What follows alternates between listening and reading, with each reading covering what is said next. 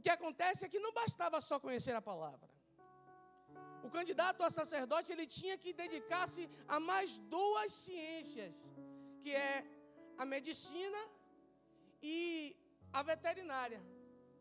A medicina, porque o sacerdote tinha que conhecer as doenças que tinha no meio do povo. O sacerdote era aquele que dava o aval se a pessoa estava doente ou não. Se estivesse doente, um exemplo, a mulher do fluxo de sangue, ela passava pelo sacerdote e ele mandava sair da cidade, para não contaminar com o teu sangue o povo. Se tivesse alguém com lepra, o sacerdote analisava e mandava sair da cidade para que não contaminasse o povo. E se alguém se curasse, através de um milagre ou através da medicina, esse alguém curado tinha que voltar ao sacerdote e perguntar para ele se ele estava curado. Era o sacerdote que olhava e falava: você está curado. Aí você entende quando Jesus cura aquele leproso e fala: vai até o sacerdote para que ele te analise. Além de ser estudado na medicina, o sacerdote tinha que conhecer sobre veterinária. O sacerdote tinha que saber imolar um cordeiro, mas ele tinha que analisar se o cordeiro estava bem, ou um boi, ou um pombo, o que fosse ser sacrificado. Mas vamos na imagem do cordeiro. Ele pega o cordeiro, analisa, vê se o cordeiro está bem de saúde. O sacerdote analisa o cordeiro, vê suas patas, se não tem nenhuma ferida, tinha que estar perfeito, a lã tinha que estar limpa. Não podia ter nenhum verme nas suas orelhas. Ele tinha que estar ótimo. Porém, o sacerdote pegava o cordeiro ainda de pé e por baixo colocava a sua mão para ver se o cordeiro era macho ou se era fêmea. O sacerdote analisava tudo isso, mas via se o cordeiro, o animal que fosse sacrificado, era macho ou fêmea. Porque se fosse hermafrodita, que é quando tem um outro sexo, Deus não aceita. Porque Deus só aceita ou macho ou fêmea. Fora isso, Deus não aceita. Ou é homem ou é mulher. Ou é menino ou é menina. Mas fora isso, Deus não aceita. E é o que a imagem, a televisão vem ensinando aos filhos de muitos, as nossas crianças e muitos adultos, aceitando, é comum. Ah, Jean, mas a ovelha está com a pele boa, está com seus cascos bem, é macho, Deus aceita. É fêmea, Deus aceita. É outra coisa além disso, Deus não aceita. Então, o sacerdote se dedicava a tudo isso. Aprendia sobre a lei, aprendia sobre a medicina, sobre a veterinária, para quando fizesse 30 anos ele entrasse e começasse a ser um sacerdote, fosse consagrado sacerdote.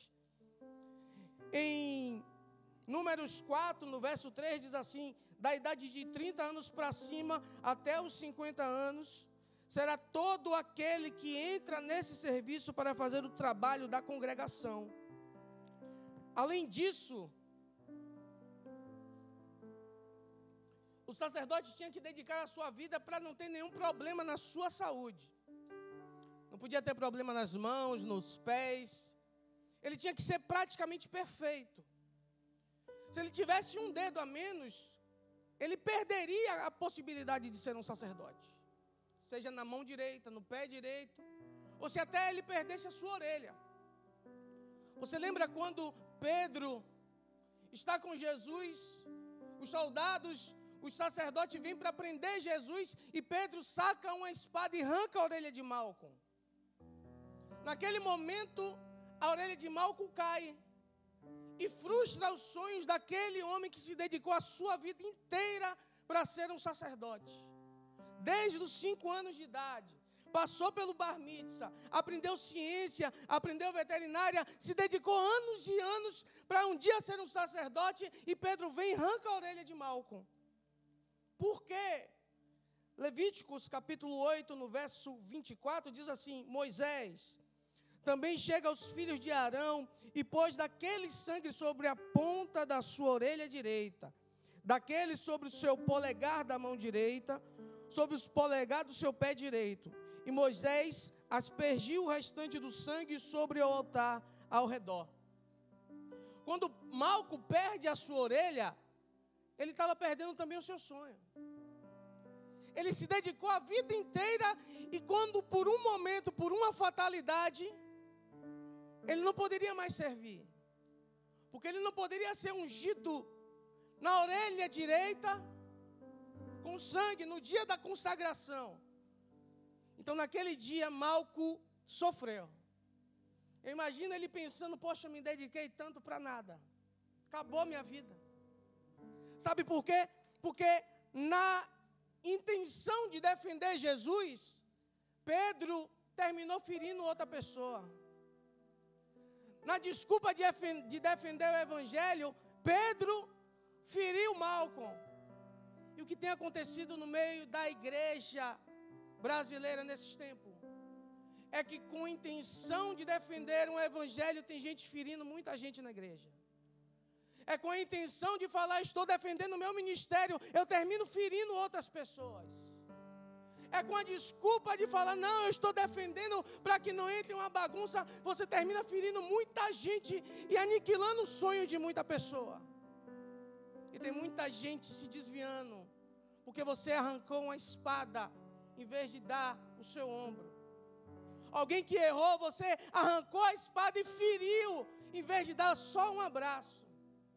Tem muita gente ferindo outra, com palavras. Porque em Provérbio diz que a língua é como uma espada afiada. Se dedicar a sua vida inteira para ser um sacerdote, era tudo que Ezequiel queria. Passou os 5 anos, os 13 anos, chega aos 30 anos de idade, Ezequiel agora está lamentando, porque no dia que ele seria consagrado, ele está cativo. É no verso 1 de Ezequiel 37 que lemos que Ezequiel dá a data do seu nascimento. Ele diz assim, e aconteceu que no 30º ano do 4º mês, no dia 5º do mês, estando eu no meio dos cativos, junto ao rio Quebar, se abriram os céus e eu vi visões de Deus.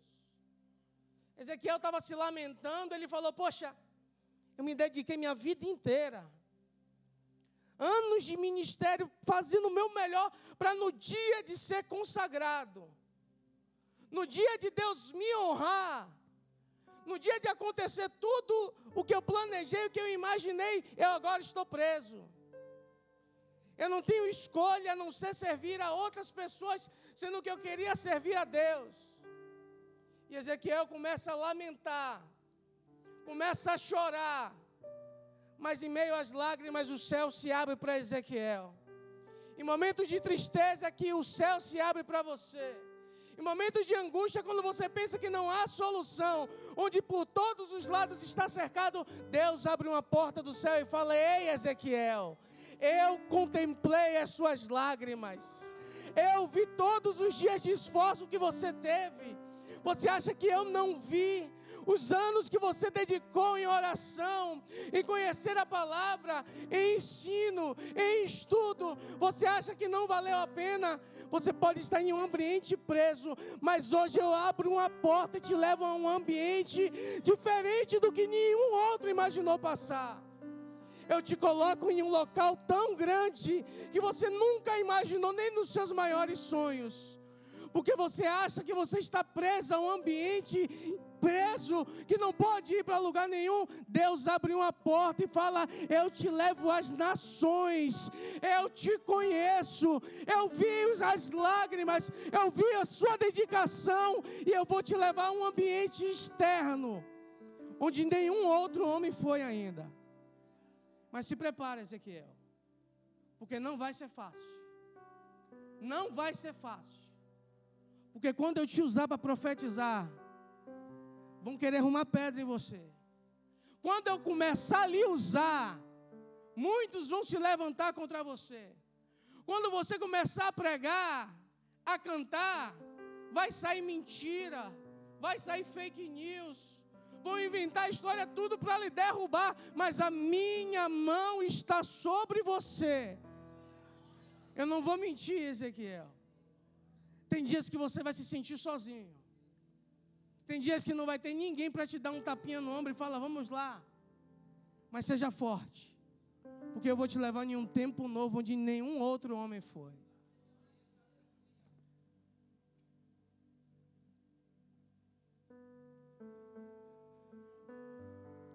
Eis que eu te digo, assim diz o Senhor, Deus está me falando. Quem nunca ouviu uma frase dessa? Que precede a uma revelação, que precede a palavras vindas talvez do céu, e eu digo talvez, porque estão usando isso para chacota no tempo de hoje. Muitos estão dizendo, eis que eu te digo, sendo que é Ele mesmo dizendo e não Deus. Muitos estão falando, Deus está me mostrando, sendo que Deus não está mostrando nada a ninguém, é sua achice. Discernimento de espírito. Paulo diz, buscai os dons de espírito, principalmente de profetizar, mas busque o dom do discernimento. Passamos um mês aprendendo isso aqui. É para quando alguém vir entregar algo, você em vez de estar chorando, falando em línguas, você segura um pouquinho e ouve. Para saber se é Deus falando ou não. Você calma, segura as emoções e fala assim, deixa eu ver se é Deus falando ou não. E ouve a mensagem do profeta. Ouve a mensagem, tenha discernimento. Mas tenha discernimento também para falar. Porque por causa de revelações vindas do próprio homem, tem muita gente se desviando. E questionando a Deus, Deus, o Senhor me prometeu, sendo que Deus nunca prometeu. Foi as emoções que aconteceram aquilo. E tem muita gente frustrada falando, Deus, o Senhor falou naquele dia, eu anotei, Senhor, sendo que Deus não tinha dito. Mas um dia Deus vai cobrar esses. Os profetas do Pix, os profetas que revelam o CPF, Deus não se limita a CPF, irmão. A Bíblia diz que Deus revela o oculto e o profundo. Ele divide as medulas. Imagina, isso é uma miséria. Se você for pensar que Deus se limita a coisas tão pequenas. Deus revela o seu passado, aquilo que você imaginou, aquilo que você sonhou. Ele não se limita a uma forma. Deus é multiforme graça. Discernimento de espírito. Temos que tomar isso e usar isso todos os dias na nossa vida. Seja para profetizar ou para receber uma profecia. Tem dias que você vai ter que sentir na pele a responsabilidade também de entregar uma revelação a alguém. Porque a gente sente o profetão e fala, ai, Deus está me dizendo, entrega e vaza. Se você não tiver responsabilidade de falar aquilo que Deus mandou, Ele vai cobrar de você. Porque Deus está falando assim, olha, fale a isso a Ele. Só fale o que Deus mandou, não acrescente mais nada. Só fale o que Deus falou, Deus mandou falar A, você fala A. Não fala o alfabeto, nem A mais B, não, só fala A. Porque alguém vai entender o que é esse A, mas já não faz sentido. Não é para fazer sentido para você, é para fazer sentido para quem está ouvindo. Então, quando você entrega a revelação para alguém, quando Deus te usar, e a Bíblia diz que nem todos serão profetas, nem todos são profetas, é que naquele momento você tem a responsabilidade de Deus falar, olha, fala isso para ele. E se você se negar, o sangue dessa pessoa está sobre as suas mãos. Porque a gente só quer ser o profetão da bênção. Mas quando é o profeta de falar assim, ó, se conserta, porque senão a espada vai descer sobre a sua casa, ninguém tem coragem de falar. Mas Jean, ele é um cara conhecido, o cara... Você tem discernimento de espírito. Sabe que é Deus que está falando através de você? Fala, irmão. Lucas 21, 12, se eu não me engano, ele diz assim, e quando ele colocar na frente de pessoas, na frente de governadores, não temas, porque serei eu falando através de ti. Ezequiel 3, 19 e 20 diz assim, mas se ouvires, avisasse ao ímpio, e ele não se converter da sua impiedade e do seu mau caminho, ele morrerá na sua iniquidade, mas tu livrarás a sua alma. É só você falar, ó, Deus está mandando isso. ele não fez, você está livre de qualquer mal. Você fez a sua parte. Porém, o verso 20 diz, semelhante, quando o justo se desvia da sua justiça e comete a iniquidade, e eu puser diante dele um tropeço, ele morrerá. Porque tu não avisaste, o seu pecado morrerá, a sua justiça que teve praticando. Não serão lembradas, mas o sangue da tua mão o requerirei. Mas, avisando tu ao justo para que não peque, e ele não pecar, certamente viverá, porque foi avisado, e tu livrarás a sua alma. Tem momentos que vai ser difícil entregar a revelação. Esquentou aqui o altar. Tem dia que vai ser difícil falar. Mas no profeta não é só de falar. Às vezes a gente sente. Eu coloco nessa mesma prateleira o profeta e o intercessor. Que é sentir a dor dos outros. Que é estar orando e falando assim, Deus, eu não consigo mais. Deus fala, como segue? Mais um pouquinho. Mas está doendo, Senhor. É, porque eu quero que você sinta a dor dele. Porque interceder por alguém é você sentir, se colocar por essa pessoa no lugar dela. Por isso que tem pessoas que a gente ora e não consegue passar 5 minutos de oração que você fala, pô, já deu para mim. É porque às vezes você sente o que o outro está sentindo. Você passa na pele o que ele está sentindo. Certo dia Deus chega para Ezequiel e fala, Ezequiel, faz um bolo, Ezequiel. E Ezequiel todo feliz, opa, estava de rango, Senhor. Isso eu imaginando. Coloca aí, Ezequiel, nesse bolo, os ingredientes que eu vou te dizer. Coloca trigo, coloca lentilha, bota um pouquinho de azeite, um salzinho para dar gosto. E Ezequiel todo feliz, poxa, Senhor, que honra aprender a culinária do céu. Ezequiel está felizão, Deus dando a receita do bolo a ele. Até que Ezequiel fala, tá bom, Senhor, acho que tá bom. Vou levar para o forno. Deus fala, peraí, Ezequiel, coloca um ingrediente secreto. Aí imagina Ezequiel falando, eita, Deus me ensinando a cozinhar e ainda me dando um ingrediente secreto, vou abrir uma loja de bolo. Aí Deus fala assim, Ezequiel, além de lentilha, além de trigo, coloca fezes humanas no bolo, Ezequiel. É, Ezequiel, Senhor, fezes? É, Ezequiel, coloca fezes humanas. E você vai comer isso por um bom tempo. Mas, Senhor, o que é que os outros vão achar? Não, você vai fazer esse bolo na frente de todo mundo e todo mundo vai ter que comer esse bolo. Aí Ezequiel fala, Senhor, fezes humanas. O Senhor não está errado não, Senhor? E Deus fala, não. Para amenizar seu problema, Ezequiel, tira a fezes humana, coloca fezes de animal e come. Aí, peraí, Jean, você está forçando a barra. Não, irmão. Ezequiel 4, e eu peço que vocês leiam comigo nessa passagem aí. Do verso 9 ao 12 e depois o 15.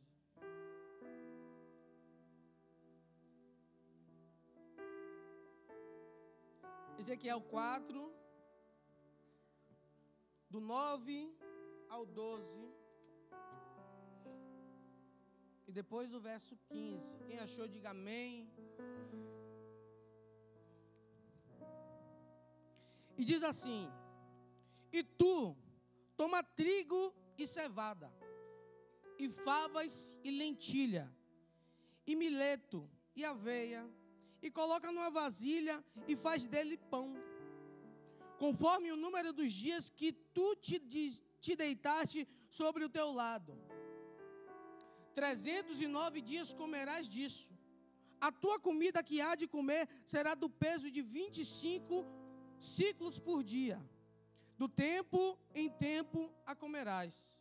Também beberás da água por medida, a saber, a 6ª parte do rim. De um tempo em tempo beberás. Agora olha o verso 12 que diz. E que comendo será como bolo de cevada, e coze-os, e sobre ele coloca esterco que sai do homem, diante dos olhos dele. Olha para cá. Deus que mandou, irmão.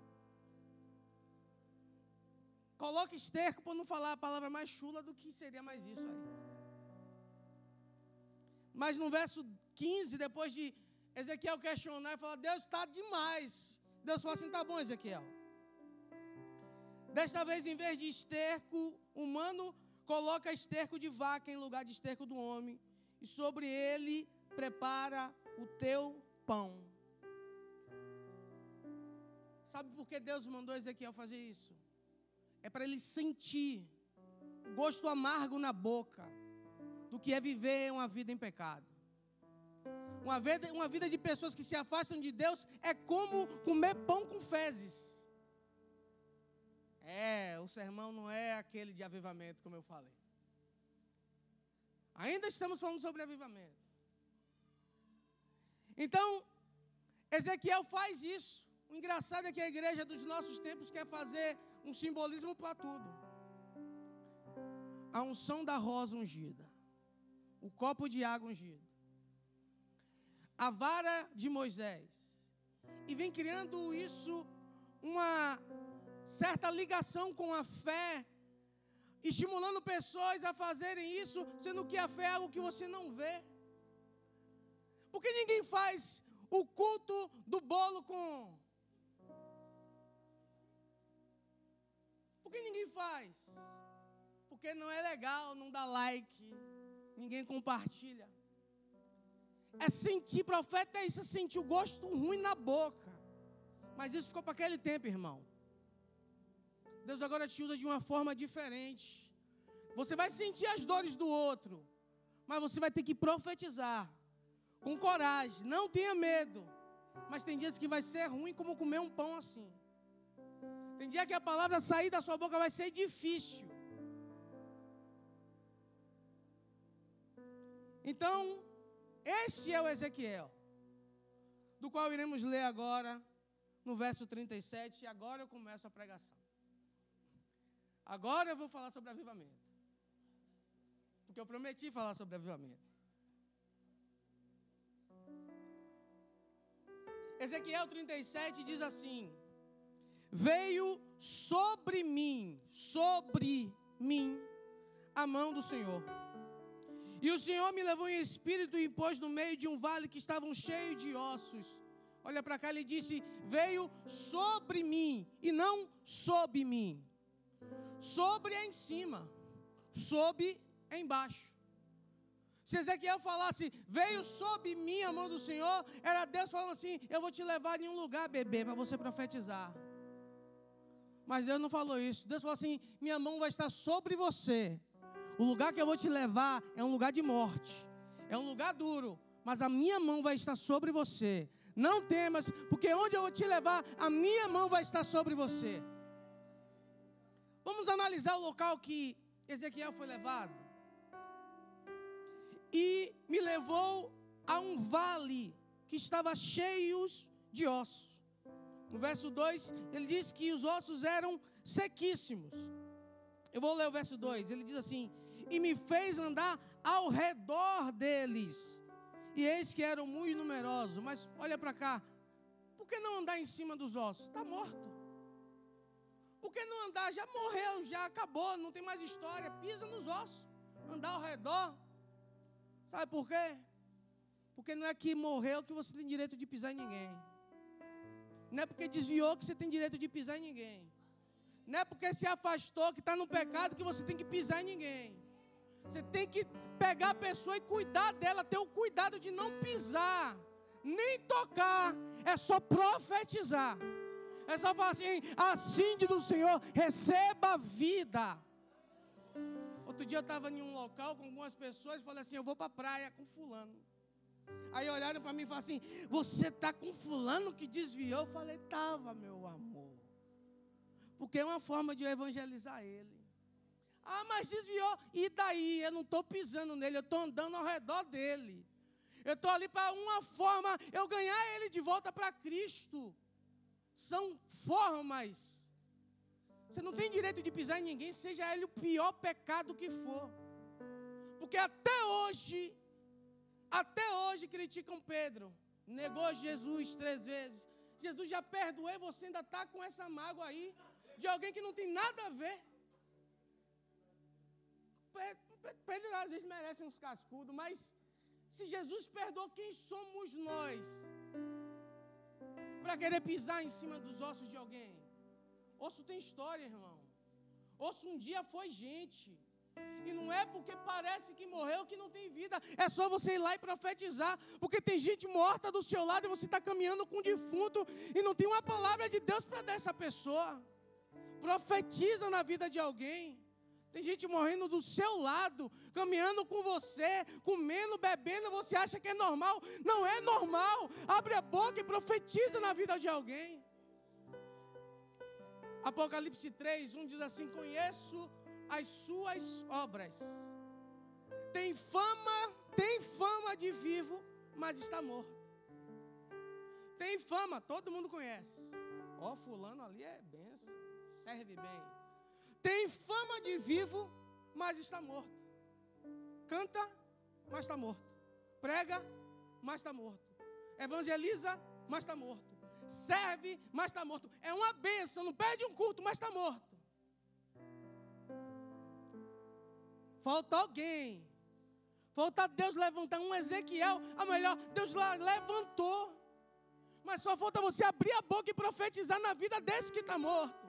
E às vezes você tem que falar assim: receba a vida, e aponta para si mesmo. Aponta para si mesmo. Fala assim: eu preciso de um avivamento.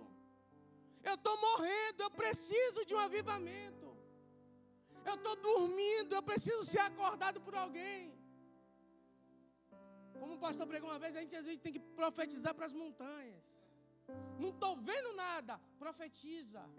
Profetiza em casa, em vez de xingar a filha, o filho, o marido, a esposa, quem for, profetiza. Aí, ó, desviou, está assim: ei, profetiza. Só dá uma palavra de vida. Às vezes alguém fala assim: eu preciso só de uma palavra para reviver. E essa palavra não está saindo da sua boca. Da minha boca também não está saindo. Veio sobre mim a mão do Senhor. Em cima. Vamos analisar o local que os ossos estavam. Num vale. O que é um vale? É uma depressão. Um local baixo, onde do lado tem montanha.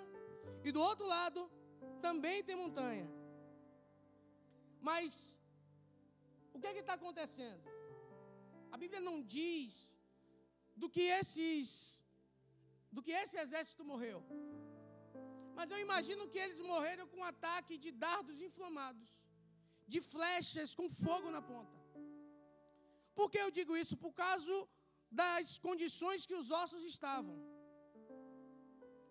Os ossos humanos, um corpo humano, quando ele é enterrado, ele passa 12 meses para chegar a ossos, puros ossos. Mas para os ossos ficarem sequíssimos, ele leva cerca de 900 a mais de 1000 anos. Você vê que tem fósseis que demoram anos e anos e os ossos ainda estão intactos. Mas, então, para passar de ossos secos para ossos sequíssimos, ele precisa passar muitos anos. Se esse exército representa Israel, o primeiro exército de Israel foi com Saul, 1006 anos antes de Cristo. Ezequiel está a 560 a 600 anos antes de Cristo. Então aqueles ossos não tinham condições de estar sequíssimos. Precisava passar por uma temperatura tão alta para aqueles ossos chegarem de seco a sequíssimo. Então é com isso que eu concluo que aqueles ossos passaram por uma quentura. E que essa quentura viera por um ataque de um inimigo. Que estavam nas montanhas. E nas montanhas eles inclinaram seus arcos a 45, 60 graus e lançaram suas flechas com fogo. E as flechas com fogo caíram sobre o exército. E o exército foi queimado, chegando ao ponto de queimar sua pele, sua carne e seus ossos ficarem sequíssimos. Aí você entende quando Ezequiel, no versículo 1 do capítulo 37, ele diz: veio sobre mim a mão do Senhor. Era Deus falando: eu vou te levar em um local onde muitos sofreram ataques, onde muitos morreram. Caiu uma saraiva de fogo sobre ele, mas a minha mão está sobre você. Porque a minha mão sobre você não tem dados que toquem você, não tem inimigo que aflijam você, porque a minha mão está sobre você. A mão do Senhor está sobre mim. Sobre mim. Porém, há uma contradição aqui. Se é um exército, ele tinha armas. Se é um exército, ele tinha escudo. Efésios 6 diz assim: tomai as armaduras de Deus. O verso 16, ele diz: tomando sobretudo o escudo da fé, com o qual poderes apagar todos os dardos inflamados do inimigo. Então, peraí, Jean, como é que aquele exército tinha escudo e foi atingido pelos inimigos com dardos de fogo? Eu errei? Tem um porém. Se eu estou certo, aquele exército parou no meio do vale. Porque quando você para, você relaxa. Quando você para no meio do vale, você descansa. Você larga o escudo, larga a espada, tira a sandália e arma a barraca no meio do vale. Quando o exército inimigo lançou as flechas de fogo, eles estavam sem escudo. As flechas atingiram suas barracas de pano e consumiu todo o exército, levando eles à morte, a ponto de seus ossos ficarem sequíssimos. Este foi o erro do exército, para levar os seus ossos à sequidão. Mas o que acontece aqui é o que está acontecendo nos nossos tempos. Nos nossos tempos, tem crente que não aguenta passar um pouquinho pelo vale. Não aguenta passar um pouquinho e fala: estou cansado, vou descansar. Vale não é lugar de descansar. Vale é lugar de andar. Vale não é lugar de armar barraca, irmão. Vale é lugar de andar. Mas, Jean, os inimigos vão me afligir. Os inimigos vão tentar contra mim. Ei, só caminha. Anda. Vale não é lugar de parar.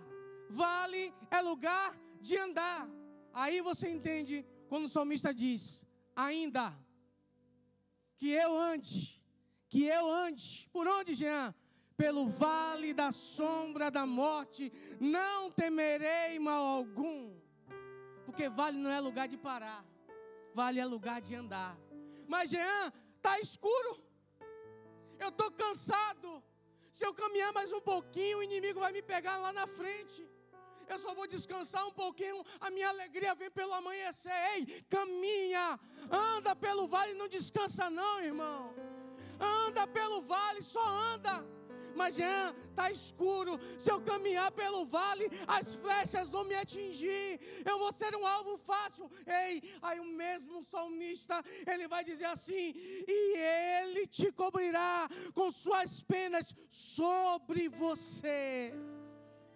E debaixo de suas asas te cobrirá, a sua verdade é teu escudo broquel. Aí ele diz assim: não temas espanto noturno, e o melhor, nem flecha que voe de dia e de noite, de dia e de noite, de dia e de noite, nem peste que assole a escuridão no meio-dia, nem à noite. 1000 cairão ao teu lado, 10.000 à tua direita, e tu não serás atingido, porque a mão do Senhor está sobre, e não sob, ela está sobre você, igreja. A mão do Senhor está sobre você.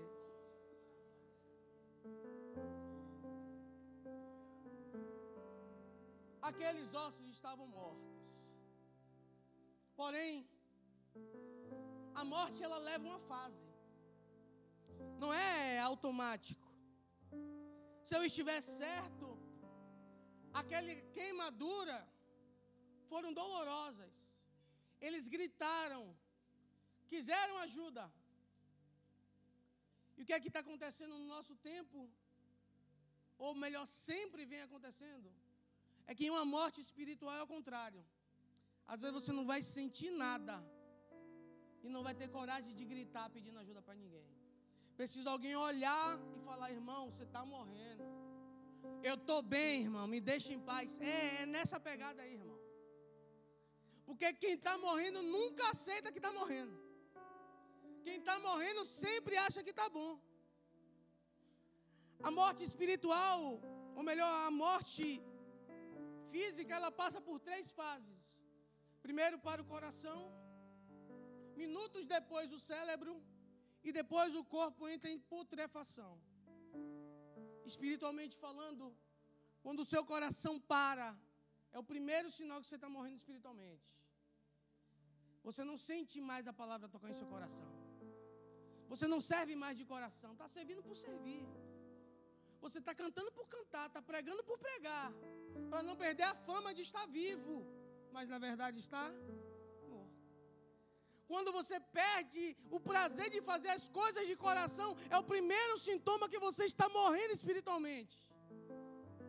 Você não lê a Bíblia mais de coração. Você não ora mais de coração. É uma obrigação orar. É um peso orar. É difícil servir, porque não é mais de coração. É o primeiro sintoma. E depois da morte no coração, vem a morte no cérebro. Minutos depois, fisicamente falando, o cérebro para depois do coração. E assim também a morte espiritual. Quando a sua mente não é mais frutífera. A palavra não faz mais efeito nenhum. Pô, podia pregar outra coisa, pastor. Não entra mais em sua mente. Quando alguém fala, não toca mais.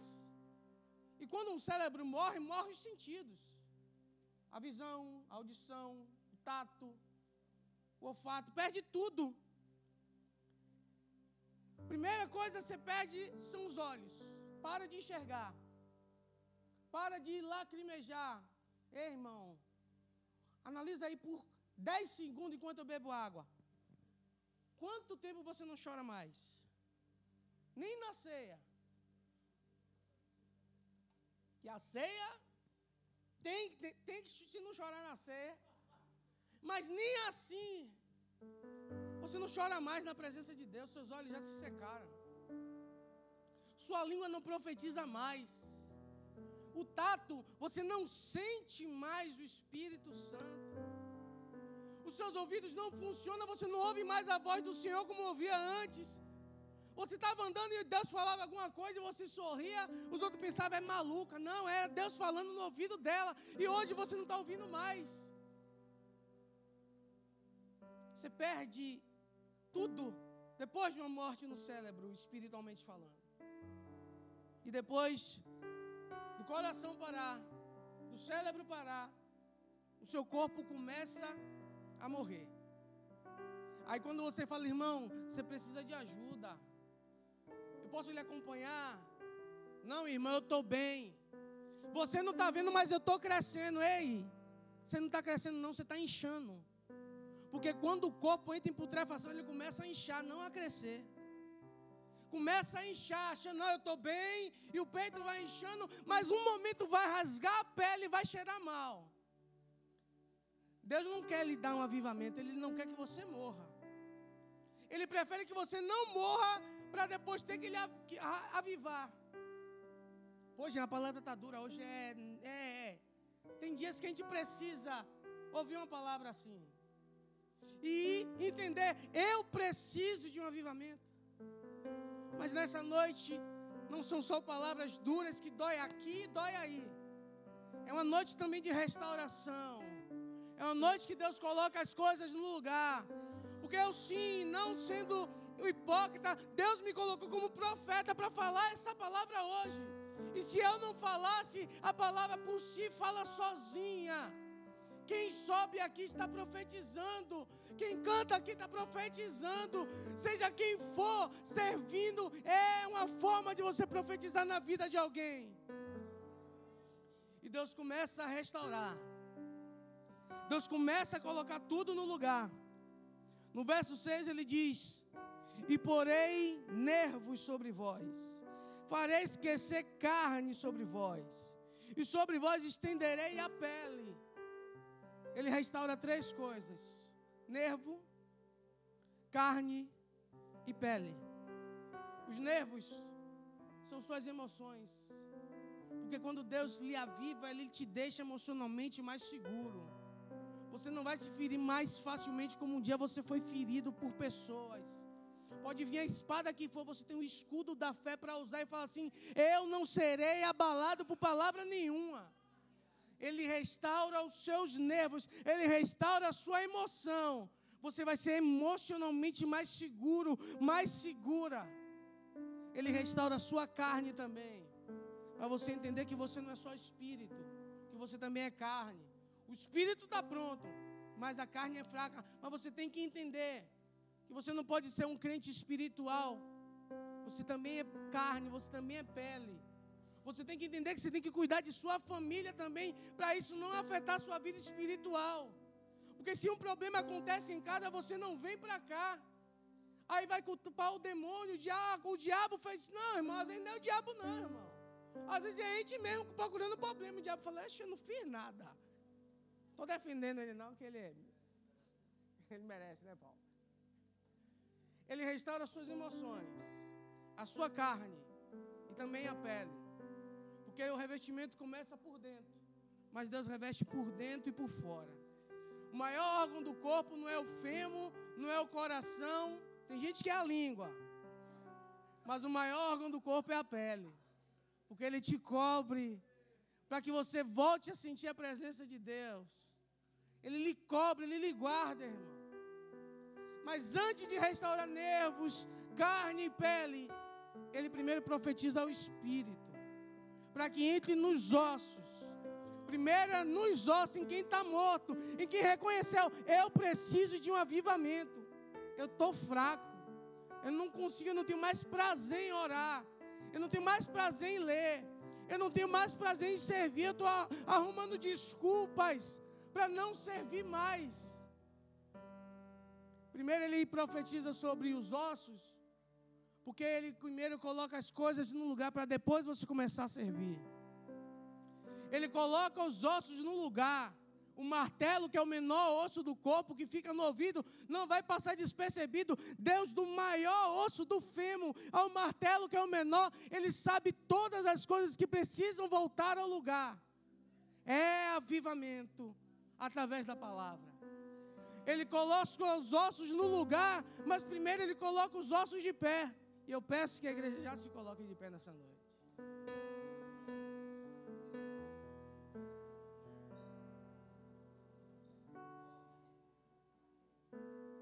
Por que Ele coloca os ossos de pé? Porque Ele não te chamou para ficar sentado no banco, irmão. Ele te chamou para servir. Essa noite é uma noite de avivamento, literalmente falando. É a noite que você, nesses momentos, enquanto eu estou falando, reflita aí. Às vezes a gente espera a ceia para refletir antes de tomar do cálice, do pão. Não, você tem que viver uma ceia todos os dias. Todos os dias uma ceia. E falar: Senhor, onde é que eu errei?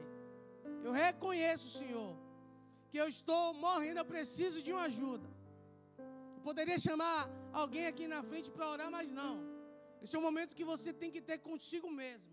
E reconhecer as pessoas que Deus coloca do seu lado para te dar uma força, uma palavra de vida. Porque você está morrendo. Mas você precisa de um avivamento. Usando as palavras de Ezequiel, eu encerro, e de uma forma profética. Eu peço que vocês estendam suas mãos, em forma de receber. E com as palavras de Ezequiel, ele diz assim: ossos secos, ouve a palavra do Senhor. Assim diz o Senhor Jeová a esses ossos: eis que vos farei entrar o Espírito e viverá. Feche seus olhos. Senhor, nessa noite, a palavra veio lá e veio aqui também, Senhor. Reconhecemos que em momentos da nossa vida estamos fracos, precisando de um ânimo, precisamos de uma ajuda só, Deus, de uma palavra, de alguém, Senhor, para nos levantar, de alguém para profetizar sobre a nossa vida. Pai, eu não sei quantos ou quem reconheceu essa palavra. Uma palavra para ressuscitar, uma palavra para avivar. Pai, nessa noite, toca em cada um, Pai, nas estruturas, toca no nervo. Deixa, Pai, que essa pessoa volte a ser emocionalmente curada. Pessoas que foram feridas, Pai, que perderam, Pai, aquilo que um dia tiveram sonho, Senhor. Que hoje pensa e fala assim, eu vou ser só mais um. Ei, Deus te levantou para você fazer algo, para servir e profetizar na vida de outras pessoas também. Espírito Santo, visita cada coração, Deus. Aquele que só o Senhor conhece, Pai. Do qual o Senhor visitou, Pai, desde quando era ainda informe, Senhor. E deu às nações como profeta. Pai, sobre esses profetizamos. Sobre esse, Pai, sobre mim também, Senhor. Sobre todos nós, Senhor. Nós seremos uma igreja mais viva, Senhor. Pai, nós não pararemos no meio do vale. Nós caminharemos no meio do vale. E nós entraremos na cidade santa sarados e curados, Senhor.